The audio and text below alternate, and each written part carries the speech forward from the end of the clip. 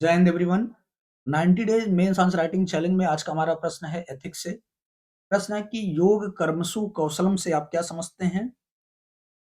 What do you understand by योग कर्मसु कौशलम, जिसको इंग्लिश में कहा जाता है कि yoga is excellence in action. ये कॉन्सेप्ट आपसे पूछ रहा है, इसका क्या मतलब है। और सेकंड पार्ट का रहा क्वेश्चन का कि यह सिविल सेवकों को क्या संदेश देता है। What message does it convey to civil servant. तो इसका मतलब आंसर जब भी आप लिखेंगे तो क्वेश्चन के फर्स्ट पार्ट पर एटलीस्ट आपको 25 to 30% राइटिंग करना होगा। तो अब समझते हैं पहले पार्ट को कि क्या कॉन्सेप्ट है योग कर्मसु कौशलम का। तो सबसे पहले इसमें आपको समझना होगा योग का क्या मतलब होता है। जब भी हम सुनते होंगे सामान्यतः योगा या योग, तो योगा या योग का मतलब होता है टू कनेक्ट, जोड़ना, दो चीजों को जोड़ना। ये सामान्य अर्थ है योग का। एसिमिलेट करना, कनेक्ट करना। और हम किस चीज को समझते, किस अर्थ में जोड़ने को समझते हैं, तो देखेंगे जब व्यक्ति ध्यान लगाता है तो क्या करता है, इस भौतिक स्वरूप को यानी शरीर को अध्यात्म से जोड़ता है। यानी जो फिजिकल वर्ल्ड है उसको स्पिरिचुअल वर्ल्ड से कनेक्ट करता है। और कनेक्ट करने का तरीका है मेंटल और फिजिकल एक्सरसाइज, ध्यान लगाना, एकाग्रचित करना अपने आप को। तो ये तो अर्थ है। लेकिन यहां पर जो योग कर्मसु कौशलम का मतलब है, यहां पर इसको भगवत गीता में श्री कृष्ण ने अर्जुन को संदेश दिया है, समझाया है। उन्होंने बोला कि योग का मतलब है कर्म में कुशलता। यानी एक नया डेफिनेशन दे रहे हैं, योग का मतलब है कर्म में कुशलता। यानी जब कर्म करो तो उसमें कुशलता सुनिश्चित करो।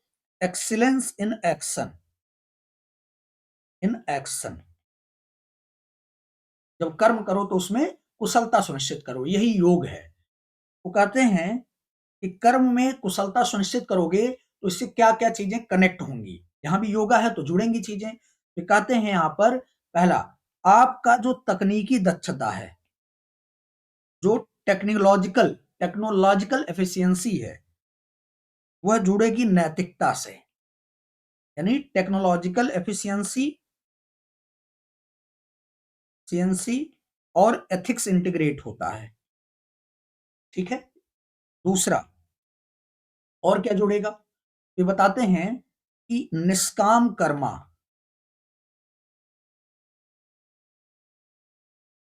निष्काम कर्मा मतलब यहां पर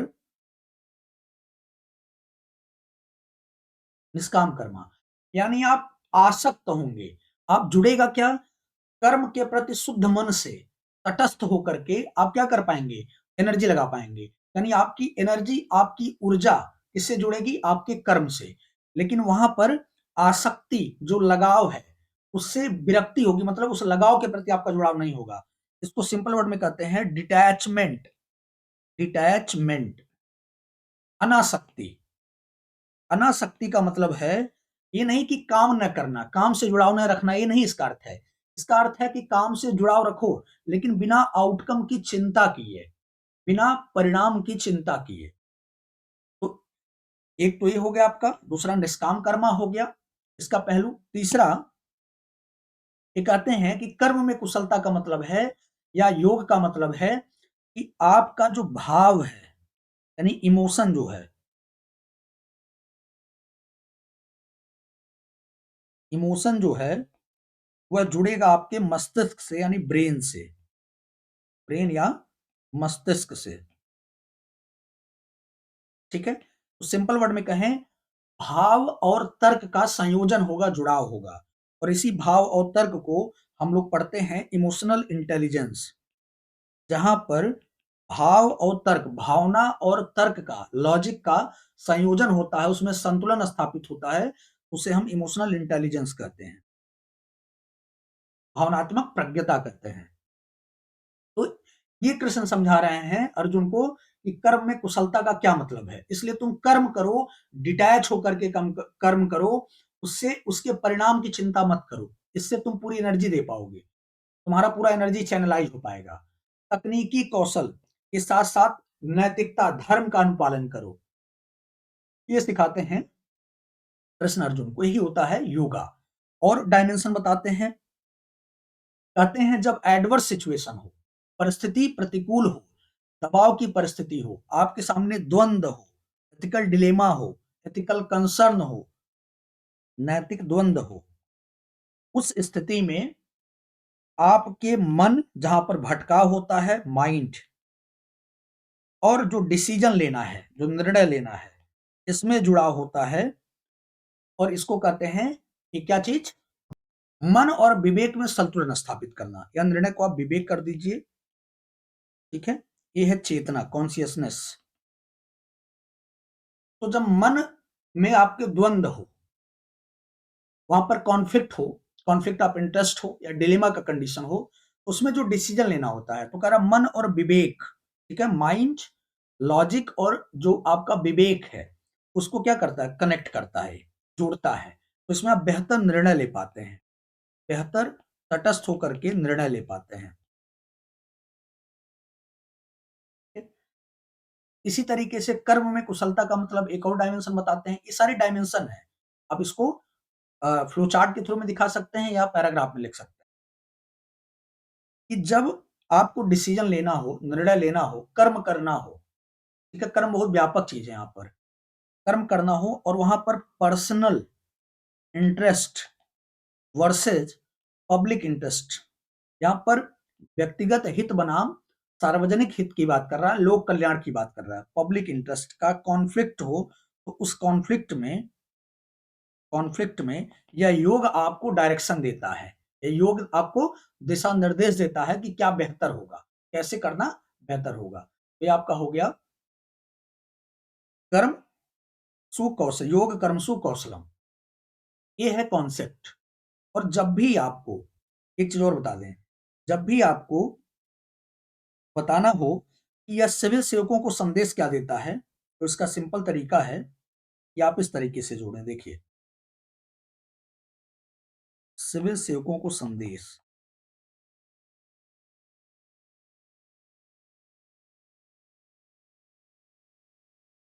मैसेज क्या देता है, तो इसमें आप ब्रॉडर एक डायमेंशन लेकर के चलिए। सबसे पहले दिखाइए कि योग कर्मसु कौशलम क्या करेगा, जब भी सिविल सेवक काम करेगा तो उससे दबाव, और दबाव राजनीतिक, अलग अलग प्रकार के दबाव होते हैं, संसाधन की का अभाव होता है, राजनीतिक दबाव होता है, पॉलिटिकल पार्टीज का दबाव होगा, ऊपर से ऑफिसर्स का प्रेशर होगा। तो दबाव में एवं प्रतिकूल परिस्थिति, एडवर्स सिचुएशन, एडवर्स सिचुएशन और दबाव में क्या करता है, काम करने योग्य बनाता है, आपको आपको काम करने योग्य बनाता है। यानी आपकी पलायनवादी प्रवृत्ति, जो प्रोक्रेस्टिनेशन का टेंडेंसी होता है, उसको रोकता है, प्रिवेंट करता है। ठीक है, इसी तरीके से देखेंगे नेतृत्व, नेतृत्व और टीम प्रबंधन, टीम मैनेजमेंट, इसको बेहतर बनाता है, लीडरशिप एंड टीम मैनेजमेंट, इसको क्या करता है, बेहतर बनाता है। तीसरा, ओवरऑल एफिशिएंसी एंड एफिकेसी, जो प्रशासन में दक्षता है, जो प्रशासन में प्रभावशीलता है, उसको बढ़ाता है इन एडमिनिस्ट्रेशन। चौथा एक पॉइंट आप बना करिए, रिसोर्स मैनेजमेंट, कम रिसोर्स में आपको बड़े काम करने होते हैं, तो रिसोर्स मैनेजमेंट, संसाधन प्रबंधन, मतलब संसाधन का मितव्ययी और इफेक्टिव यूज करके मैक्सिमम जो इंटरेस्ट है, जो मैक्सिमम हमारी नीड है, उसको क्या करता है, इंश्योर करता है, सुनिश्चित करता है। ठीक है, ये 4 पॉइंट हो गए। पांचवा, आप बताइए कि व्यक्तिगत हित यानी पर्सनल इंटरेस्ट वर्सेज सार्वजनिक इंटरेस्ट, सार्वजनिक हित की स्थिति में आपको संविधान, कॉन्स्टिट्यूशन की जो मोरालिटी है, कॉन्स्टिट्यूशनल मोरालिटी कहते हैं, संवैधानिक नैतिकता कहते हैं, उसको उसके अनुपालन के लिए आपको प्रेरित करता है। कॉन्स्टिट्यूशनल मोरालिटी, तो ये क्या कर सकते हैं आप, ऐसे इतने डायमेंशन क्रिएट कर सकते हैं। लीडरशिप, पर्सनल मैनेजमेंट, तनाव प्रबंधन, एक पॉइंट आप तनाव प्रबंधन भी लिख सकते हैं कि स्ट्रेस मैनेजमेंट में ये काम आता है, क्योंकि आप क्या होंगे जब किसी कर्म के परिणाम के प्रति चिंता नहीं रखेंगे कि जो आप काम कर रहे हैं उस काम से आपको पर्सनल बेनिफिट क्या है, इस काम का ओवरऑल रिजल्ट क्या आएगा, आप केवल फोकस होकर के एनर्जी लगाएंगे काम पर, तो आप उसके फल से, उसके आउटकम से को लेकर के स्ट्रेस में नहीं आएंगे। ठीक है, स्ट्रेस मैनेजमेंट, तनाव प्रबंधन में ये बहुत हेल्पफुल होता है। और 6 पॉइंट आप बनाइए हरदम कि जब एक्सीलेंस इन एक्शन का जो वर्च्यू है उसको हम अपने अंदर डेवलप करेंगे, एक एडमिनिस्ट्रेटर डेवलप करेगा, तो उससे प्रशासन में जो प्रोसेस सेंट्रिक गवर्नेंस है, प्रोसेस सेंट्रिक गवर्नेंस है, वह इंश्योर होगा, प्रक्रिया मजबूत होगी, ट्रांसपेरेंट होगा गवर्नेंस, और उससे गुड गवर्नेंस इंश्योर होगा, गुड गवर्नेंस, सुशासन। तो ऐसे डायमेंशन बनाया जाता है। तो ये हो गया आपका योग कर्मसु कौशलम, क्या है कॉन्सेप्ट। दूसरा पार्ट हमने बता दिया, ये सिविल सेवकों को क्या संदेश देता है। अब देखिए, योग कर्मसु कौशलम, श्रीमद् भगवत गीता। अब आपको ये डिस्क्रिप्शन फैक्ट देने की जरूरत है, मतलब याद है तो दे दीजिए, नहीं याद है तो कोई बात नहीं। का सूत्र है जिसमें भगवान श्री कृष्ण योग को कर्म में कुशलता के रूप में परिभाषित करते हैं। यहाँ कौशल का आशय केवल तकनीकी दक्षता नहीं बल्कि समत्व बुद्धि, विवेक, नैतिकता और फल अनासक्ति के साथ कर्तव्य पालन है। योग कर्म त्याग नहीं, तो योग जो है उसका मतलब कर्म का त्याग नहीं बल्कि आसक्ति त्याग के साथ कर्म है। मतलब आप फल की चिंता किए बिना कर्म कीजिए। यह सफलता लाभ हानि में समान भाव रखते हुए किया गया कर्म ही सच्चा योग है। योग कर्म कौशलम means performing one's duty with excellence, ethical clarity, balance of mind, detachment from results, so that action becomes liberating rather than binding. Yoga is not withdrawal from action, but right action with right attitude, free from ego and obsession with outcome. अब देखिए, ये तो हो गया definition, आपने ऐसे बताया। अब जितना पहलू मैं बताया हूं वैसे आप क्लाउड डायग्राम बना करके दिखा सकते हैं, अवयव, कंपोनेंट योग कर्मसु कौशलम के। ठीक है, इस तरीके से इसमें एक आप दिखाइए योग कर्मसु कौशलम का। मैंने आपको बताया कि तकनीकी दक्षता और नैतिकता, निष्काम कर्म, निष्काम कर्म जितना भगवत गीता का थियरी है, निष्काम कर्म, अनासक्त योग, अनासक्त योग। ठीक है, ये सब आप ऐसे फ्लो चार्ट में दिखा दीजिए जितने कंपोनेंट मैंने बताए। तो ये हो जाएगा पहला पार्ट। दूसरा देखिए, सिविल सेवकों के लिए बहुआयामी संदेश है, जैसे नैतिक आयाम, प्रशासनिक दक्षता बिना नैतिकता के खतरनाक हो सकती है, योग नैतिकता को दक्षता से जोड़ता है। ठीक है, तो यानी आपकी जो स्किल है, पता चला IIM, IT, IT में आप साइबर स्पेस से मतलब टेक्नोलॉजी से दक्ष हैं, हाईली टेक्निकल हैं आप, और IAS निकाल लिया, एडमिनिस्ट्रेशन में चले गए, तो वहां पर तकनीकी दक्षता या आपका IIM से आपने प्रशासन की दक्षता सीखी, तो उसका यदि नैतिकता नहीं है तो उस दक्षता का मिसयूज भी कर सकते हैं। ठीक है, तो उसी मिसयूज को बचाता है, प्रिवेंट करता है कि किसी तरह का ताकत का, स्किल का उसका नकारात्मक प्रयोग ना करें। कर्तव्य बनाम स्वार्थ, योग सिविल सेवक को करियरिज्म से, मतलब जो कैरियर का कॉन्सेप्ट है कि आप अपनी अपने बारे में चिंता करते हैं, हमारा प्रमोशन क्या होगा, हमारा ट्रांसफर ना हो जाए, इन सारे पहलू से निकाल कर संविधान निष्ठ बनाता है, कॉन्स्टिट्यूशनल की तरफ आपकी निष्ठा ले जाता है। तो इससे आप कॉन्स्टिट्यूशनल मोरालिटी को फॉलो करते हैं। डिटैचमेंट फ्रॉम आउटकम्स, फल की आसक्ति, भ्रष्टाचार और शॉर्टकट को, जैसे फल आसक्ति मतलब यदि आप अपने हर एक कर्म का, अपने हर एक एक्शन का यदि आपको जुड़ाव हो कि इसका रिजल्ट क्या होगा, पता चला कोई काम कर रहे हैं, आपको डर है यदि हम काम करेंगे और इस काम का परिणाम होगा कि राजनीतिक दल क्या हो जाएंगे, नाराज हो जाएंगे, सरकार नाराज हो जाएगी, तो आपको रहेगा कि हमारा ट्रांसफर हो सकता है, हमें उस पे दंड मिल सकता है, कहीं पर फँसाया जा सकता है, पर्सनल थ्रेट का फ़ियर है, बहुत सारे फ़ियर आएँगे और फ़ियर में आप बेहतर नहीं कर सकते। तो फल की आसक्ति भ्रष्टाचार और शॉर्टकट को जन्म देता है। तो जो योग कर्मसु कौशलम है वो कहता है अनासक्त रहो, यानी डिटैच रहो, फल की चिंता मत करो, काम बस करो। ठीक है? तो इससे जो लॉन्ग टर्म गोल हैं कॉन्स्टिट्यूशन के, जैसे गरीबी निवारण, ठीक है? समानता, स्वतंत्रता सुनिश्चित करना, फ्रीडम और इक्वालिटी सुनिश्चित करना, ये जितने लॉन्ग टर्म गोल हैं, बंधुत्व, फ्रेटर्निटी इंश्योर करना सोसाइटी में, लॉन्ग टर्म गोल को अचीव करने के लिए डिटैचमेंट होना चाहिए आपके एक्शन से। जब आप ब्यूरोक्रेट्स के रूप में काम करें, आप चिंता मत करें उसके फल की, जो कर्म कर रहे हैं।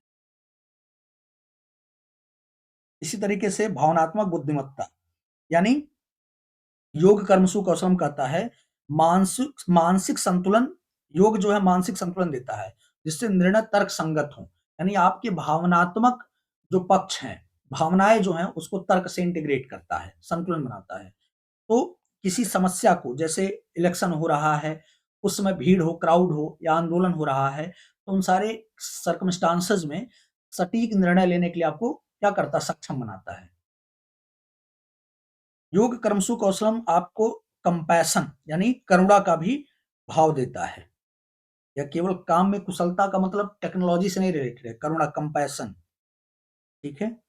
तो करुणा होगी तो आप जो कमजोर वर्ग है उसके प्रति सेवा भाव रखेंगे, सर्विस ओरिएंटेशन। तो गांधी का जो स्टेटमेंट है, कोट्स है कि आप यदि दूसरे के सेवा में अपने आप को खो दें, मतलब उसमें समर्पित कर दें, तो उससे बड़ा मानव कल्याण या उससे बड़ा पुण्य कुछ नहीं है। उससे बड़ा अचीवमेंट कुछ नहीं किसी के लिए, तो इंश्योर होगा। ठीक है? इसी तरह जब आप तटस्थ होकर के अपने भावना पे नियंत्रण करके काम करेंगे, तो उससे इम्पार्शियलिटी और ऑब्जेक्टिविटी इंश्योर होगी एडमिनिस्ट्रेशन में। ठीक है? सभी समुदायों के साथ समान व्यवहार करेंगे, टॉलरेंस आपके अंदर आएगा, करुणा आएगा। और ये हमने बता दिया नेतृत्व, निर्णय क्षमता, योग साहस और करुणा का संतुलन सिखाता है। योग अहंकार को हटाकर, यानी जो आपके अंदर, जो लोगों के अंदर क्या होता है, ईगो होता है, उस ईगो को हटा करके रिस्पॉन्सिबिलिटी का सेंस लाता है। ये मैंने बता दिया आपको तनाव प्रबंधन। इसी तरीके से सामान्य, यदि एक्सेलेंस इन एक्शन है, योग कर्मसु कौशलम है एडमिनिस्ट्रेशन में, तो इससे जो सामान्य प्रशासन है, जो सिंपल सा एडमिनिस्ट्रेशन दिखता है, वो राष्ट्र निर्माण का इंस्ट्रूमेंट हो सकता है। तो अब कंक्लूजन की बात करें, योग कर्मसु कौशलम सिविल सेवकों को सिखाता है कि कर्म का मूल्य उसके परिणाम से नहीं, उसके भाव, विधि और नैतिकता से तय होता है। यह सूत्र प्रशासन को संवेदनशील, निष्पक्ष और लोक कल्याणकारी बनाता है। योग कर्मसु कौशलम guide civil servant to combine efficiency with ethics, power with humanity and action with detachment, making governance a path of ethical public service. तो ये हो जाएगा आपका निष्कर्ष। अब आप कमेंट करके बताएंगे कि योग कर्मसु कौशलम के करंट से रिलेट करके 3 से 4 एग्जांपल आप देंगे कि कौन-कौन सा वर्तमान में जो एग्जांपल है, घटनाएँ घट रही हैं, उसको आप एडमिनिस्ट्रेशन में उसको योग कर्मसु कौशलम से आप जोड़ सकते हैं। तब समझ में आएगा आपने अच्छे से समझा है कि नहीं। जय हिंद।